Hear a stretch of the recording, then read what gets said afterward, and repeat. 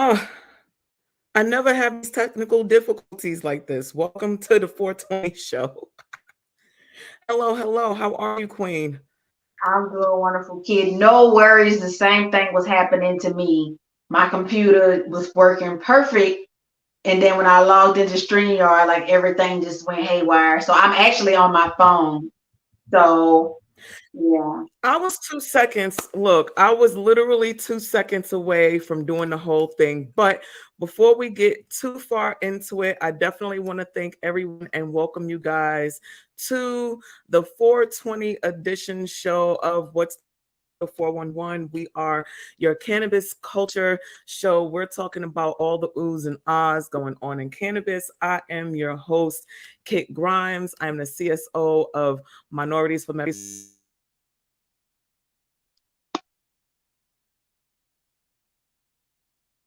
Own the Edible Incredible, and She Stays Baked. Today, I have an amazing guest host. Her name is Sharice Queen, and she is known as the Veiled Lawyer. We're going to get into her whole bit, Miss Queen.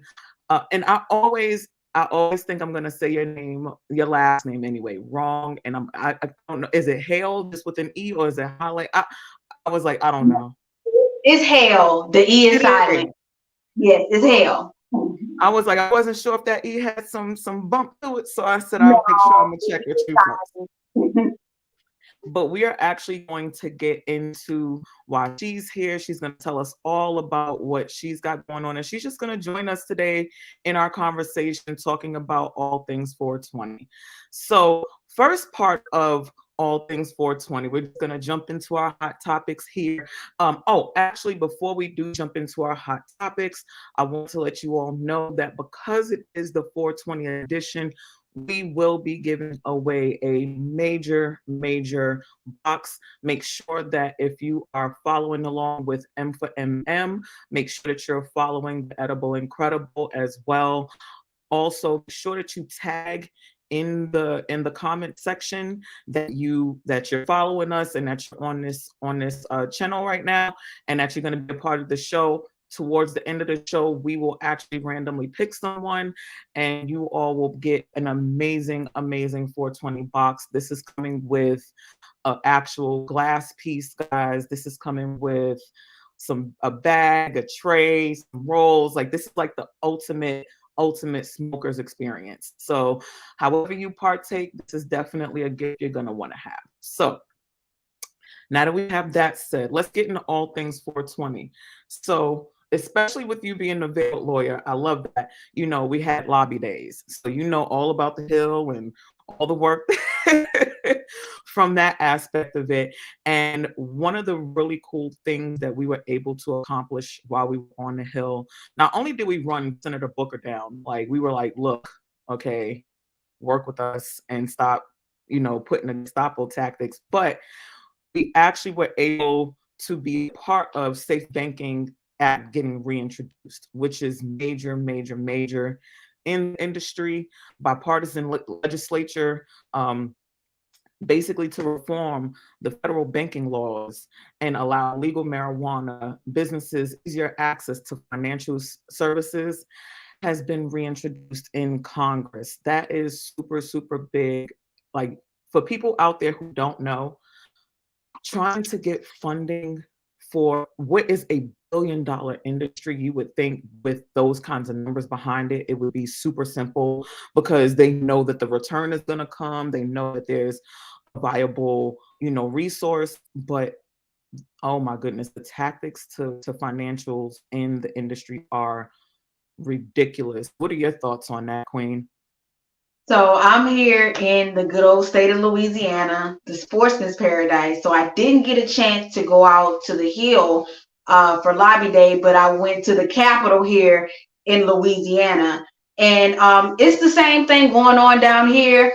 It's really it's truly an uphill battle down here. But to what you initially asked me as far as getting the funding, we all know that it's by design why they're not giving the funding to certain organizations. So that is first and foremost, because they know, like you stated, they know because they're making millions, hundreds of millions, and some even billions right now at this point off of the cannabis plant. So what really is it to them but to invest maybe 25,000, 100,000, 200, 250,000, and for the $1 billion makers, even $1 million into up and coming, minority owned organizations or businesses because they know what that ROI is going to be, like you said, Kit.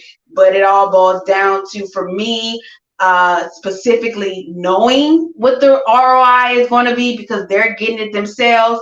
And some, I'm not saying all, definitely not naming any names, but how I'm seeing it is, okay, we don't want y'all to even get that piece.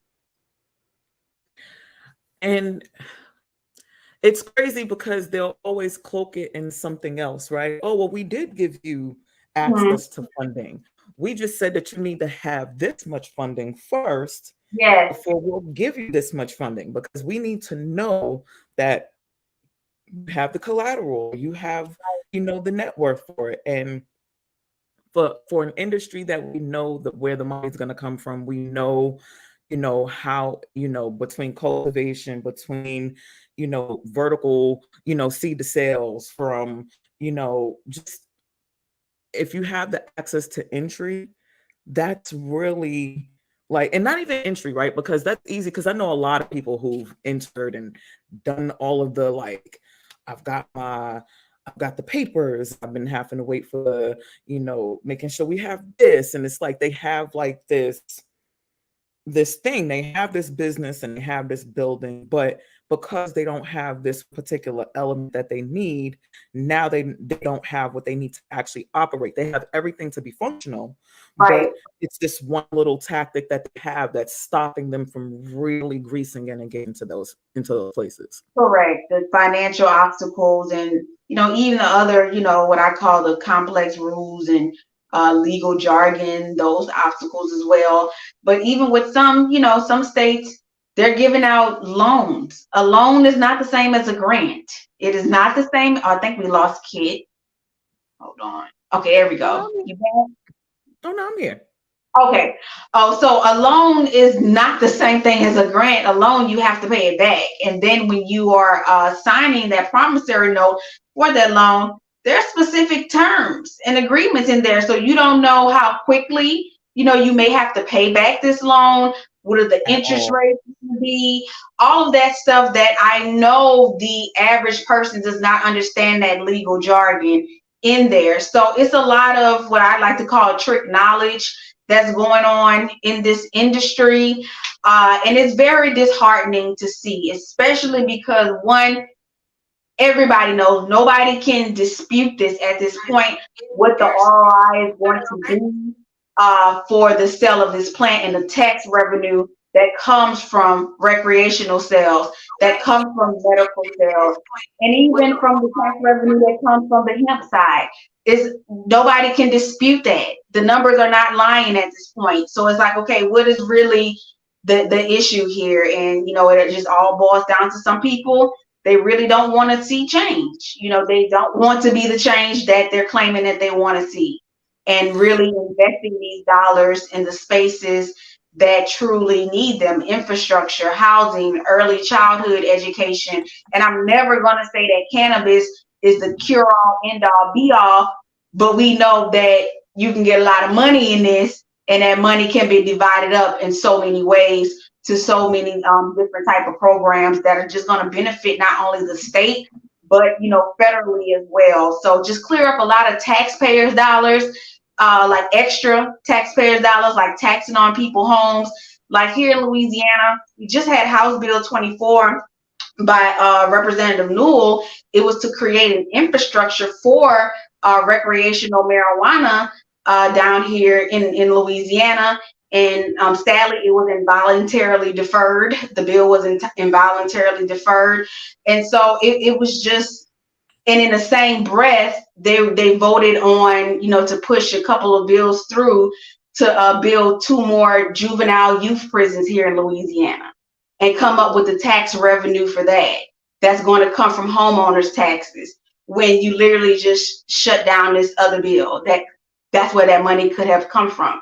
Actually, that money, the tax revenue, had that being passed through and eventually legalized, funded through early childhood education, we wouldn't need to be building 2 more juvenile facilities in the state of Louisiana. Look, it's crazy how, it's, for one, with the different bills being reintroduced, like, and we spoke to while we were up on the hill. Look, you work in the battles, you're dealing with the people on a more consistent basis, as far as, like, for some of us who don't deal in law every day. Shout out to our M for MM sister Lakeisha Camise. She definitely does a lot on our law side as well. I know, and you work with her as well. But it's crazy, like, to see just how hard it is to get these bills passed, and what it takes to actually really see it come to life. Because we get real excited when we hear a bill has been put on the floor, right? We get excited when something, case in point, even I'm excited about the fact that, safe access to banking is being put back, and reintroduced into Congress. But it reminds me, and shout out to those 80 babies who remember, Schoolhouse Rocks. I'm an old school baby. So it puts me in the frame of, you remember the Constitution. I'm just a bill. Yeah, I'm only a bill. And I'm sitting on Capitol Hill. Like, that's what it reminds me of. And when they say it's a long, long journey to make it in the city, they really mean that. Like, and that goes for any facet of it. And so the way that we were able to not only go on a hill. Let me tell you something. M for MM showed up. Okay, we showed out. We gave presidential flair. We gave style. We gave fashion, and we gave them what they needed in terms of policy. Shout out to our brother Eric. Man, Eric does so much with Banks and Company. Like, I just can't even tell you all, like, when it comes down to, like, you've never quite seen a black man get excited to, like, suit up and hit the hill, like, and that's what Eric does. Shout out to him for being, down with our policy. But I really wanted to bring that up as far as, like, our policy days and stuff. But we also party well, as we believe in the hard work that we do. We believe in pivoting and partying. You guys look on the screen, this was us during lobby days. It was absolutely amazing, to really show up and show out. Sometimes, for some people, it was their first time, and I will tell you this, like, or just on a funny note, it's very, you're raised to have certain, decorum, and it's very hard when the door just says, welcome, just come on in. Because my inclination is always to knock, right? And then we were working with some people and they were like, oh, just walk on in. And I was like, oh, okay. It really kind of like almost changed the way that I saw things, as far as like, I am a person who lives in this country, who has rights and wants to not only fight for them, but be heard by the people who can enact change. And the fact that I was able to go in with my constituents and really do that was just beyond amazing. I thought it was great. We also had an opportunity to go to dinner together, a family that works hard together. We got to eat together. So shout out to 1799 restaurant in Alexandria. Guys, the steakhouse was phenomenal. Not only were they really attentive to us, like they were really easy about if anything wasn't right, if anything needed to be changed, but for the most part, it was an amazing experience with some amazing people. And to get to the real debacle, imagine you are waiting for one of the best cannabis festivals to be hosted. And you're excited, you're with your people, and what happens? Mother Nature poos right all over it. It was horrible, Queen. Okay. I don't know what the weather was on your side of the earth. Just know that it was a rainy, hot mess in Wow. DC. And when I mean rainy, hot mess, I am talking about torrential downpours. Funny story, I actually got caught in a porta potty. That is not a Oh joke, my that is real life. Of course, it's so literally I'm walking in. So, festivals have rules and then we really try to make sure that we follow those. So I'm bringing in like water bottles and things that we'll need to be able to be compliant. And literally, as I'm walking in, you hear the announcement. The National Weather Advisory has announced a torrential downstorm point. Literally, they were evacuating all of the vendors. They let us go under the main tent where there were some other vendors at. Of course, my bladder, as soon as I get there, because thanks to Starbucks, I had to go. So now I'm trying to wait for a pocket of water to run across, get to the porta potty, and by the time I get in it, it sounds like someone is literally throwing buckets of water on top. It was insane. I bought us parkas. I made sure we had umbrellas. We were still fighting the elements. We were soaked. But even in that, we held together as a family. Nobody flipped out. We had soaking, soggy feet, okay? And I mean soggy feet. We were able to catch a couple of vendors because we had to go and clean up our stuff because we were like, you know what? It was done. The weather, they didn't even open the festival back up until around 8 p.m. for the concert. Shout out to Juicy J. It was the Freedom Fighters, and I am missing somebody. Oh man, I am missing one person. Who else? If y'all can remind me who else, it was Juicy J. I know I'm missing some. Was it Future? No. Oh, I'm so bad with this. But God. shout out.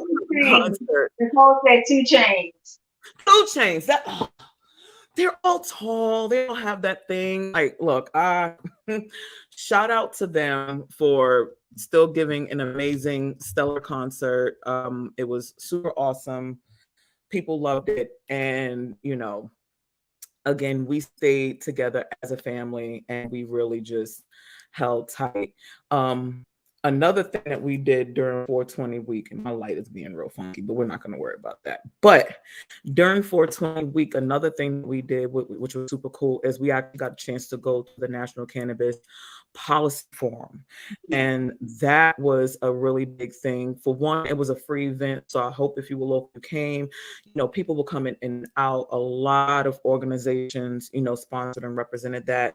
And a lot of people in different organizations came and spoke about different policies, expungement, what we're going to do moving forward. The policy forum was a little hard, I will say, mainly because you have so much that you want to say, and it's this open type of forum, right? But then you also want to have a level of decorum because you know that you're going to want to work with these people to hopefully enact some change. So it was bittersweet, I will say. At least that's how it felt. I feel like other people would agree with me.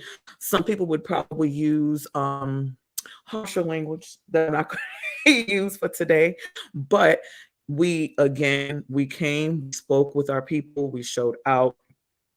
It was really eye-opening because a young lady who is working with the Last Prisoner Project, I have her name on a slide. Shout out to her. I will definitely come back and tag her in this. Her story was not only eye-opening, like, because we hear stories like this all the time, right? But we really, really hear like these kinds of stories really kind of like imprint, right? This young lady had never been in trouble, had never had any problems with the law, was literally sentenced to 10 years behind her first nonviolent marijuana offense. And you would think it's not violent. I mean, we know of people who've gotten less for murder, and they say it was manslaughter, even though someone still lost their life. They've still gotten less time. Her offense wasn't even violent, and she did 9 years in prison, and she is still on probation for another 5.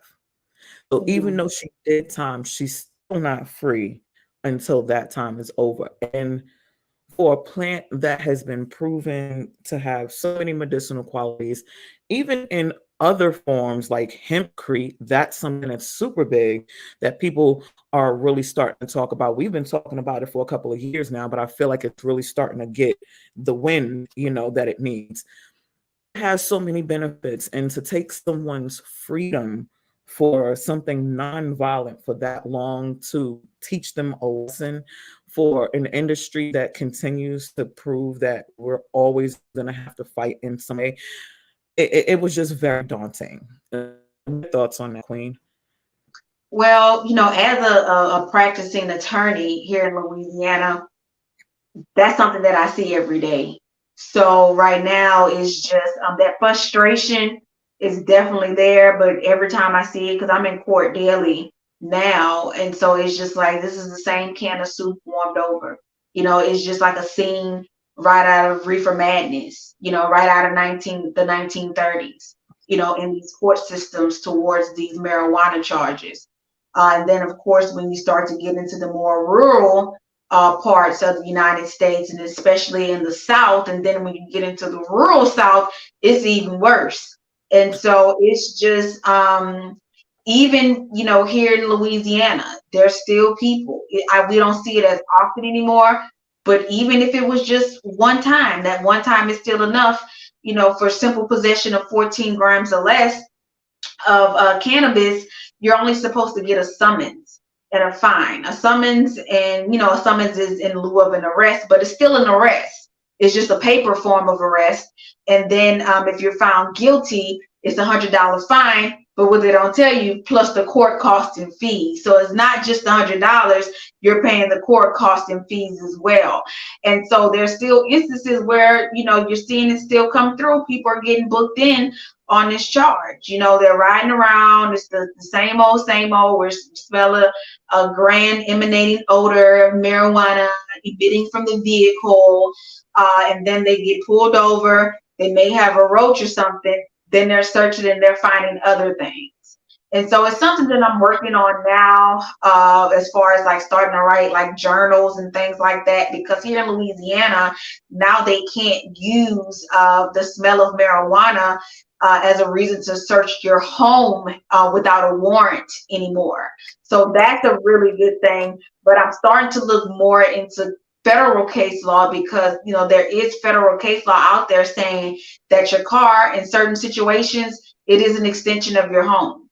And so I really want to start looking into more of that federal law and intermingling that with some of these cases that I'm seeing in Louisiana, and just write a journal, get it published, and hopefully one of the courts will eventually cite it. And then we have this going on. So it's just, or go to the legislature and then have that no longer illegal, and have that codified that that's no longer illegal, that the smell of marijuana from a vehicle, you cannot stop and search them based off of that. So it's just a lot that they're doing, even in these states, even in some of the states that we've seen progressive.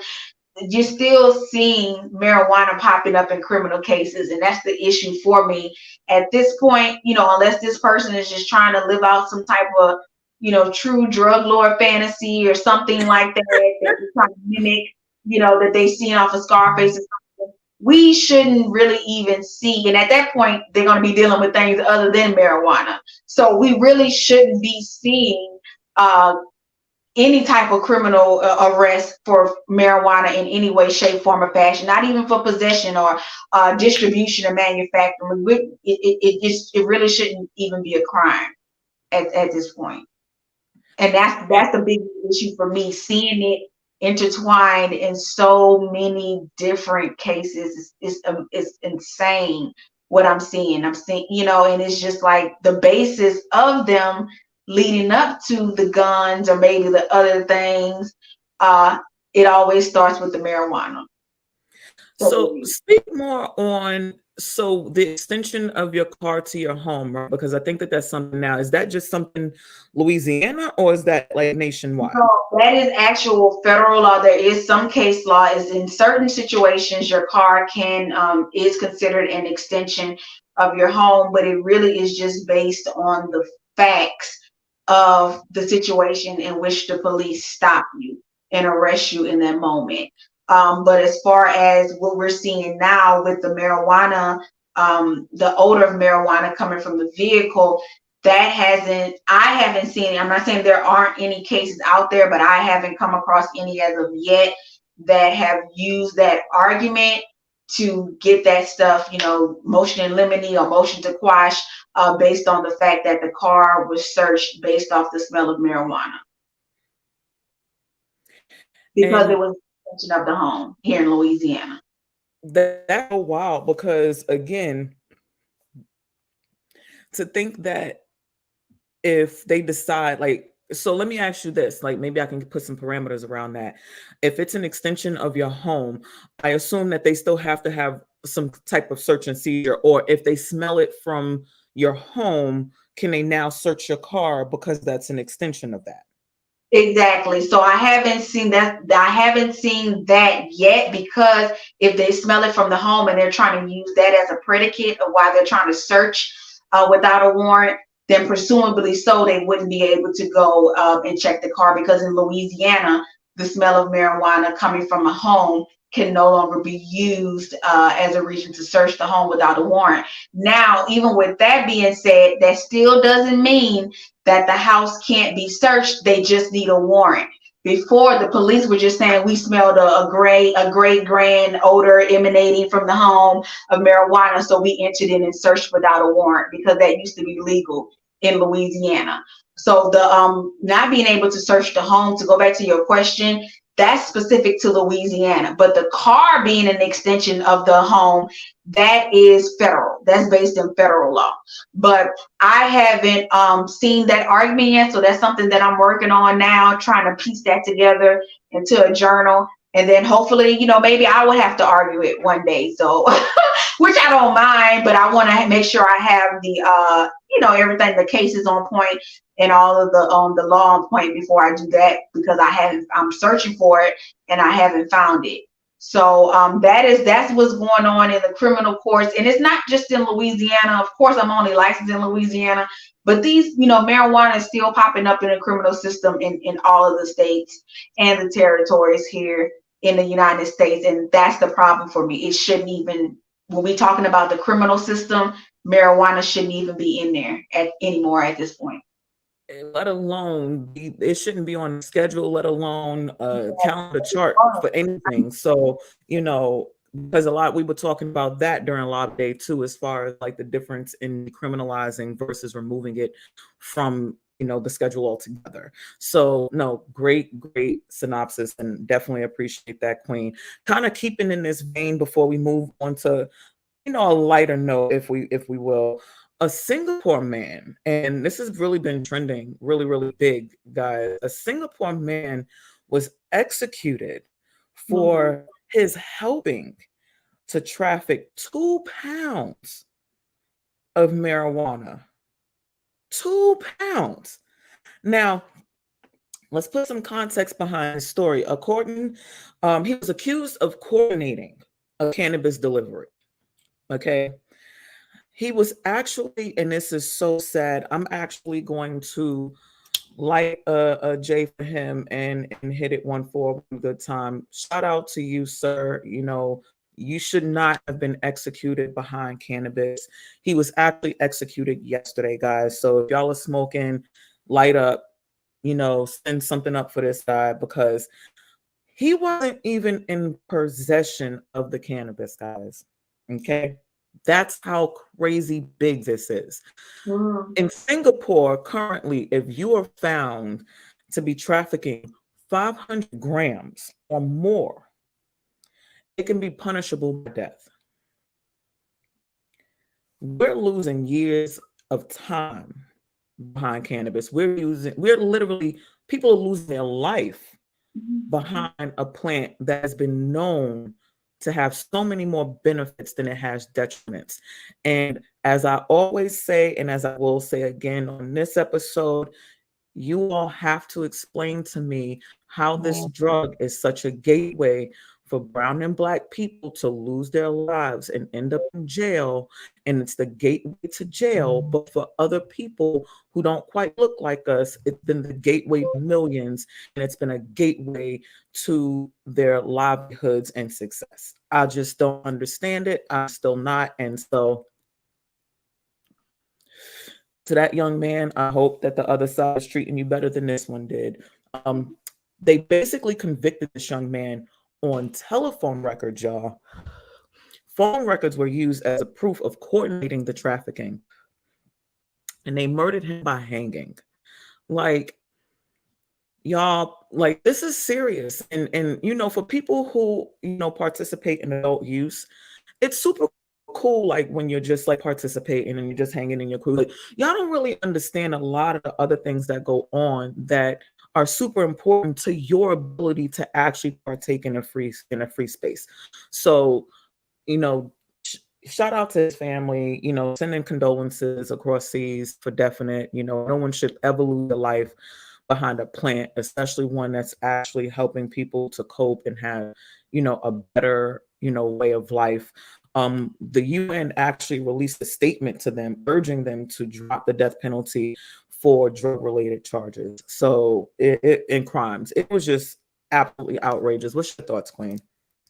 So my thoughts are, it's outrageous, but a lot of things, just being an attorney, it's a lot of things that I know. Sorry, I choose my camera. It's kind of leaning. No, you're fine. I don't just really research the Louisiana laws. I research all these country laws. And there's even, especially in the Middle Eastern countries, A lot of these people don't know why people going to Dubai and all of this type of stuff. Even if you're not smoking or anything over there, if you smoked here in the United States, it's still showing up in your blood. Say, for instance, you got to go to the hospital there, you get in a car wreck, something happens, you get sick, they test you and you test positive for THC because they automatically test foreigners over there for THC. You're in possession. You Wait, know, what? yeah, you have some countries, that's a law. If you Can I go get to a list of these countries? Because I feel like our I'm audience not should good know. for you. Both of those countries with those laws, they're in the Middle East. So simply testing positive for it is being in possession. So you mean as a consumer, as a regular consumer, and someone who actually bakes with it, I teach educational courses behind it. So I could have never partake in their country. I want to make sure like this is Yeah, information that y'all yeah. need, guys, because if I travel, and I like to see different shit. So I'm like, wait a minute. If I decide I want to go see a camel, but I went to the wrong country to see this camel, and somehow I fell off of this camel and needed to go get x-rays or something, you're telling me that they can now charge me for being in possession even though I've never partaken in their country? Yes, and so it's a lot of misinfo. Well, it's a lot of just a lack of knowledge because what average person is even going to think that that's a reality? You know, it blew my mind when I first heard about it. But I actually saw a case, here it was in one of the city courts. It was the guy, it was a alleged DUI and it was a positive test. But it wasn't cannabis, it was another, substance. But the man told me, he was like, I didn't even do it that day. I did it like 4 days ago and it was still in my system, and so I'm like, yeah, but it still showed up. So it's showing up to law enforcement and everything that, they were saying this is the basis of the DUI charge. And it's the same in some of these other countries overseas. And you have a lot of people, even with hemp, a lot of people are being led astray with hemp as well, because hemp is federally legal here in the United States, but the states, they each have their own rights, regarding hemp. So most of these states have their own hemp programs and their own rules and regulations.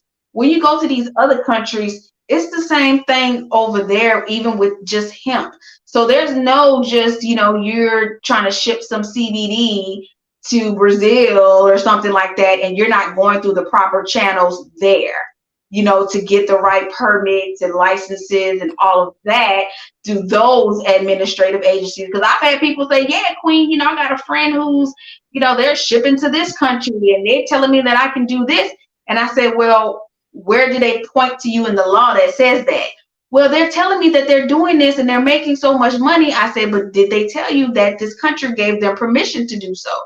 And now they're stuttering and stammering, and I have to explain to them, I'm glad we're having this conversation because your friend is going to lead you to some serious trouble, international trouble. And I can guarantee you, as bad as the justice system is here in the United States, is even worse everywhere else. And you Okay. ain't never lie because I don't watch enough. And Look, they're just taken aback. Like they just and it finally hits them how serious this is. Even if we're not even talking about, recreationally or medically, even with hemp. So it's a lot that sadly I don't feel like I'm like jaded or hardened to it. It's just something that I just see every day as an attorney. And as an attorney who's still fighting against this, it's like I'm on one path fighting, then I got to get off the other path, the legislative path, and then go into the courtroom. And it's just like, is this ever going to end? And then I got to go into my private area of practice, and I got these cannabis telling me stuff about hemp that I know, that they're hearing from people that I know is going to, end up in some serious criminal and civil charges at that. So it's just a lot of that going on. And, in those countries, they can beat you if they see you littering. The cops out there will pull out the billy club, if you throw a piece of trash on the ground, and they can beat you in the middle of the street. And so for a lot of these things, for me as an attorney, I know that because I study that, but I know the average person doesn't know that. I know they don't, because at one point I didn't know it either. And Look, it's I just remember when Clinton was in office, the kid in Singapore got cane, and they yeah, wanted to whack him like 15 times, and he was able to work it down to 7. He couldn't even get it canceled. I remember that. yeah, yeah.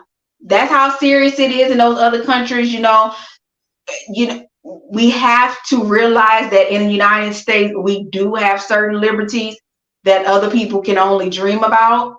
Especially when you start getting, I don't, let me not say what I was about to say, but when you start to get into certain areas of the world, that whole freedom is free and freedom of speech and all of that, that does not fly in those countries. That is what they say. They said we tote a line, you're gonna tote that line, and if you don't tote that line, we got a line for you. So no, that is, for one, let me tell you something. I am one that I love when I'm learning something new. You really just taught me something new. I would have never thought that a cracked ankle on a camel could land me getting charges for something I didn't even do or bring or even have possession of in their country.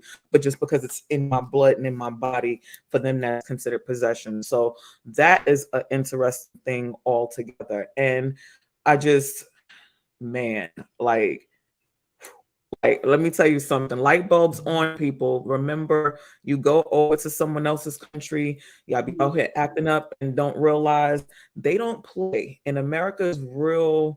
We like to flaunt our freedom, and then we actually have the nerve to ask people why they come over here. Because I've even done it, right?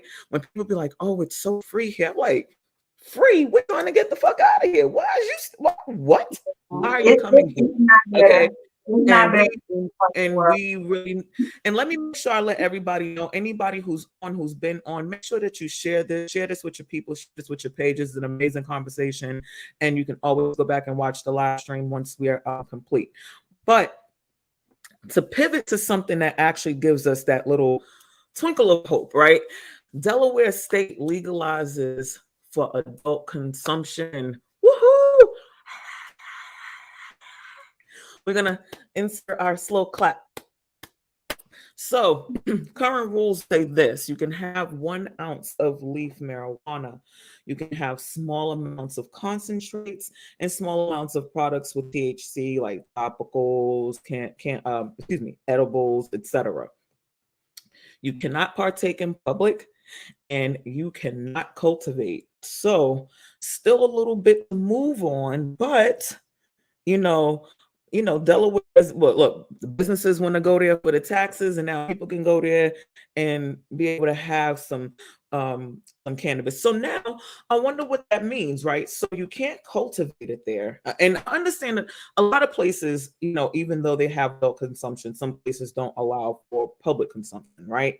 But if you're only allowed to have 1 ounce, are how, I'm assuming that they're going to have dispensaries there, or they have some that they can only, a person can only buy 1 ounce at a time. I wonder what that looks like. What do you think, Queen? I haven't looked into the full bill that's passed yet, but presumably I would presume that it would be, they would have certain licensees who are able to cultivate, or if not, maybe getting it in from, well, no, that'll be federally legal. So if you get it from another state, because that's across the state line. So maybe the only way I can see it is if they have certain people who can have licenses to cultivate, or maybe the government, the state government may cultivate and have the dispensaries, but that's definitely a bill that I would have to check on, because that's like, okay, so if it's illegal to cultivate, who's going Where to do be you the get cultivator? it from? Where's it going to come from? Because if you get it from another state, then Then that's you're federal trafficking. it. See, I may not be a lawyer, but I might know the law a little bit. And I was like, maybe it sounds crazy to me, but this kind of sounds like this double talky thing, Yeah, because if I can't grow it and I can only, like, what does that look like? So as long as we don't know you have it, even though we tell you you can have it, but where did you get it from if you didn't get it correct. from here? Yeah. I mean, somebody let me know. I'm not too sure about like the dispensaries and things like that in Delaware. If they have, like, so in North Carolina, we have what they call smoke shops, because we don't technically have cannabis here. But so I wonder if they're operating, where they're, well, now because it's become adult use, or maybe it was just all medical locations. I'm wondering. I have to look into that. That's definitely one, because when I saw that, I was like, hmm, I'm gonna bring this particular topic to the lawyer because I was interested. Speaking of someone being attacked in the law, it is absolutely outrageous right now. Cookies Cookies is actually facing a lawsuit alleging kickbacks and personal enrichment.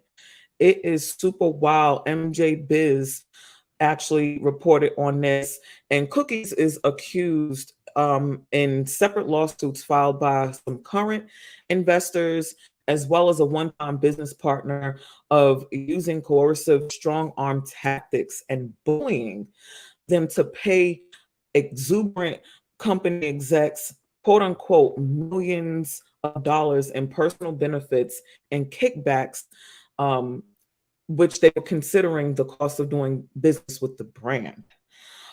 At the time that MJ Biz reported this, there was no official statement from Berner, who is Cookie's brand CEO and co-founder.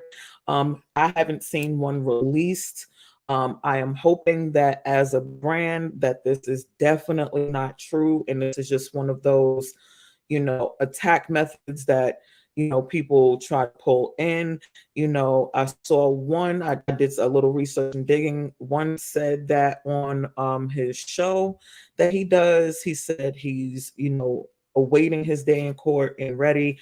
I can't say that that quote is true or not, so I'll put air things around that, and we'll definitely check and make sure. But I just think that that's so wild, because I think people have a love-hate thing for Cookies, right? It's like they love it because the brand is kind of known. It's the rap culture funky thing, but then they feel like it's almost like, but you didn't really do, culture-y, like, what is it for, like, the give back? I don't know. Like, what are your thoughts on that? I kind of have, I don't, I'm one of those, I don't want to bash a brand, especially when I don't know all of the particulars, but it is a very, very interesting, I mean, those are some interesting charges. Like, you don't really hear like somebody that even had mentioned like Suge Knight kind of energy. Like, you haven't really heard like any like buy my chain to use my brand type of energy. Like, what is your thoughts? So we have a saying in the law, especially when it comes to businesses and corporations and LLCs. If they're not being sued, that means they're not doing something right and they're not making money. Because when you're making money, the lawsuits are going to come. So with the general public, when it comes to civil law, what a lot of people don't know, that person who was initially filing that civil suit, that's the plaintiff. So the plaintiff, they can say whatever it is in that petition. They could say whatever, it could be outrageous and all of that, but you as a defendant, the one who that lawsuit is being brought against, you have X amount of days, depending on which state that you're in, to answer and fight against it. So just because something has been filed, that doesn't mean that it's necessarily true. Those are just allegations in that petition, and then of course the defense will have to come back. They will have to answer it. They will have to go through motion hearings, and some take it all the way to trial, but they're eventually settled. Another tricky thing about civil suits is what a lot of people don't realize.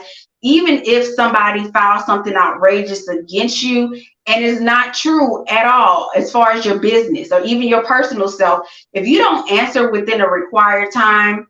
So say for instance, somebody's filing something in one of the city courts here against me, something outrageous. I have 10 legal days to respond to that. If I don't respond in those 10 legal days, then they're automatically going to get that default judgment against me. And that's essentially me telling the court I didn't show up, so what they said was true, because I didn't come and defend myself against these allegations. So a lot of times when these people, even if there has been a judgment, or even a lot of times with settlements, because civil trials can last for years because it's money. The more time the case takes, that's the more amount of money that the attorneys are getting. And that's just the reality with civil defense cases. Is that the longer you drag it out, the more money the attorneys get. Probably shouldn't say that. Some of my colleagues won't be excited about that, but that's what it is. But with these default judgments, it doesn't even necessarily mean that it was true. It just means that that person didn't show up and fight against it. So I'm definitely interested in seeing how this is going to play out against the Cookies brand. Clearly, he has an amazing team of attorneys, so I know they're going to fight this, all the way as far as they can, and then we'll definitely see, what comes from there. But I tell people all the time, when lawsuits are filed, these civil lawsuits, it's merely just an allegation. No matter how outrageous the accusations and everything are, that person has to essentially prove what they're saying is true. They have the burden of proof at that point to prove that they yeah. aren't what they say they are. Shout out Cookies. Hopefully, like Queen said, it's just really some fluffed air, and keep doing it for the culture, and we wish you the best here. Let's go ahead and smash through these events right quick. I want to let people know, and these are all over. So if you're in Illinois, if you're in Chicago, Illinois' chapter of Normal is having their Blunts, Bongs, and Bingo night next week, Thursday, May 4th. It's going to be located at Poor Souls, 1740 West Division in Chicago. Sounds like it's going to be a good time. If you're local, definitely check them out. There's also in Chicago going to be the first annual Safe Space Block Party. That's this Saturday from 12 to 5 p.m. It's going to be located in the South Central Community Center. They're going to have face painting, live DJ, social equity panel, and more. Make sure that you guys check that out. May 6th, we have an all day. It's our second annual Supplier Diversity Summit. It is free to register. Guys, this is a day of complete knowledge, and you really, really do not want to miss it. You're going to learn a lot. We have our keynote speaker, Wayne Little, who is the founder of Metallology. I was saying it right before, but I hope I didn't butcher it. But definitely make sure that you go to info.united.org so that you can register too. On May 20th, it is now considered Cannabis Freedom Day. That's going to be hosted by Tucky Blunt out of Oakland, California. It is at the 501, or I think it's 50I. I apologize. I think it's 50I, and I kept saying 501. But basically, this day is now being considered the day for looking at and spotlighting systemic and injustice for the industry that has on Black men and Black women in cannabis. So basically, the way that we celebrate 420 as far as the flower and bringing that to light, 520 is looking at making sure that all of the people that look like us are in the movement and looking at the injustice that the industry has put upon us for so many years.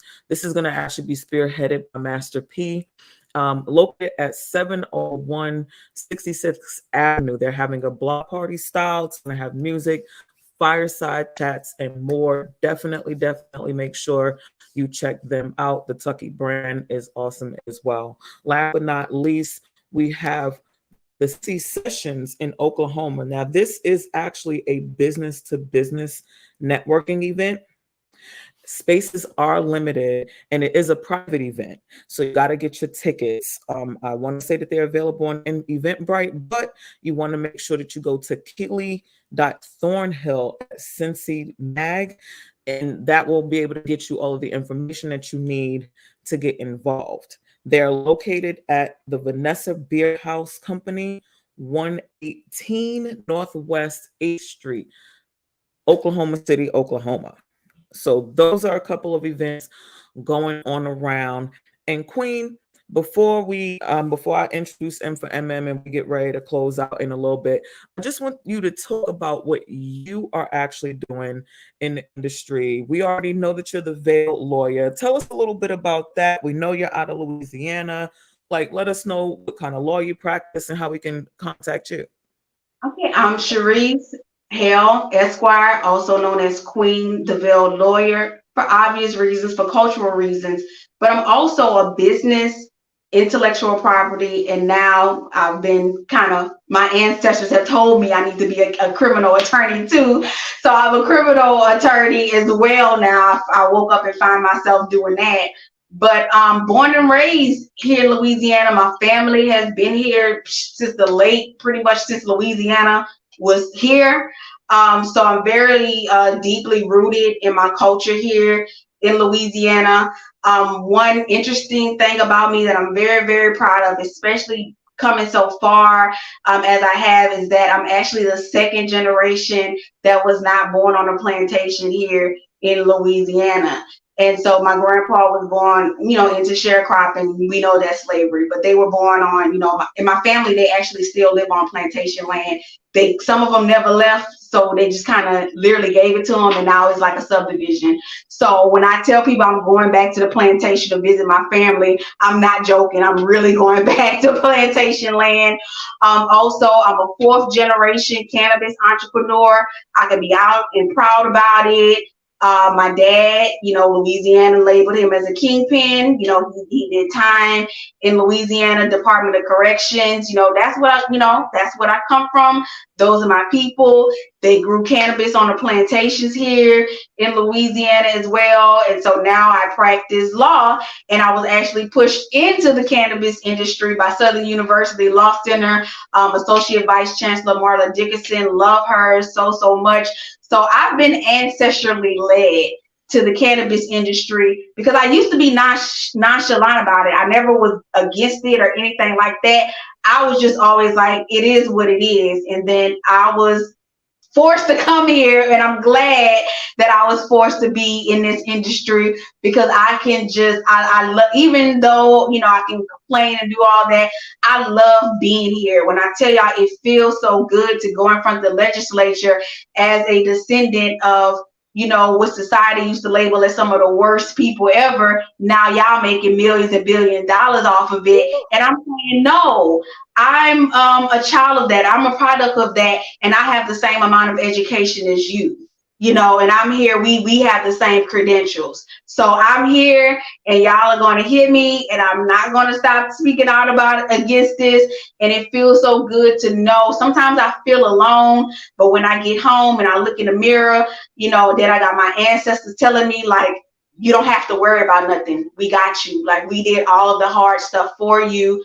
You just do what you do as an attorney. We put you here for a reason. You don't have to worry about anything. And so when I look in the mirror and when I go to bed, like, I feel good about essentially telling these people about themselves. Like, this is what y'all doing. This is reefer madness all over again. And we in 2023 are going into the court saying, no, we're going to dismiss this. Let's file some motions to quash all of this type of stuff, because I'm not going to let you do this, prosecute this marijuana charge, and, fighting it and actually seeing like I'm really doing this, and then off the legislative and the criminal side, working with the entrepreneurs, helping them protect their businesses and their brands with LLC formations, with trademarks and copyrights, because businesses actually wear veils too. A lot of people don't know that. It's called the corporate veil. And that shields the business and the business owner from the liabilities of the business.